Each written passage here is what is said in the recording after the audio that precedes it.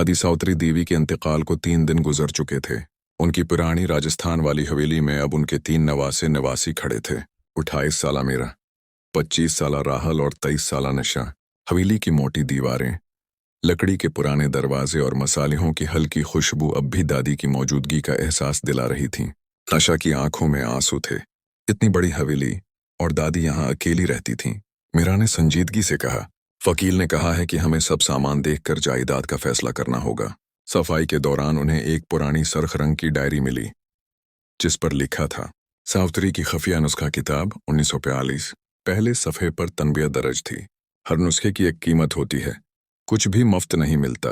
Diary में आम खानों के बजाय अजीब नुस्खे दर्ज थे, जैसे याद भुलाने की खीर, सच अगलवाने का हुलवा, दुश्मन के खात्मे के लड्डू। तीनों हैरान रह गए। उन्होंने माजी देखने की चाय बनाने का फैसला किया। तुलोए आफताब से पहले ऐन वक्त पर चाय तैयार की गई। चाय पीते ही सब कुछ बदल गया। कमरा गायब हो गया और वो माजी में पहुंच गए। वहां उन्होंने जवान सावित्री देवी को देखा, जो गुस्से में एक खास लड्डू बना रही थीं। बाद में खबर आई कि एक औरत, जमुना देवी, प्रसरार तौर पर मर गई। डायरी में लिखा था, दुश्मन का खात्मा हो गया मगर दिल पर बोझ बढ़ गया है। हाल में वापस आकर तीनों सच जान गए। नुस्खे हकीकत थे। नशा ने अपनी नाकाम मोहब्बत भुलाने के लिए याद भुलाने की खीर बनाई। इब्तदा में वो पुरस्कून हो गई, मगर कुछ दिन बाद उसकी तमाम यादें मिटने लगें। डायरी में लिखा था, यादें जंजीर की तरह होती हैं, एक टूटे तो सब कमजोर हो जाती हैं। राहुल ने उसका हल ढूंढा।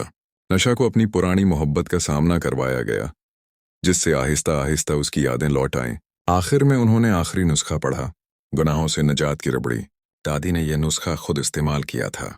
कीमत यह थी कि वो अपनी तमाम यादें खो देंगी, मगर ज़मीर का बोझ खत्म हो जाएगा। यही वजह थी कि दादी को आखिरी दिनों में सब कुछ भूल गया था। तीनों ने डायरी को आग में जला दिया। रोशनी फैली और दादी की आवाज़ आई, कुछ चीज़ें इंसान के अख्तियार में नहीं होनी चाहिए। हवेली बाद में स्कूल बन गई। जिंदगी आगे बढ़ गई, बगैर जादू के, कुदरती तरीके से। शॉर्टकट की हमेशा कीमत होती है।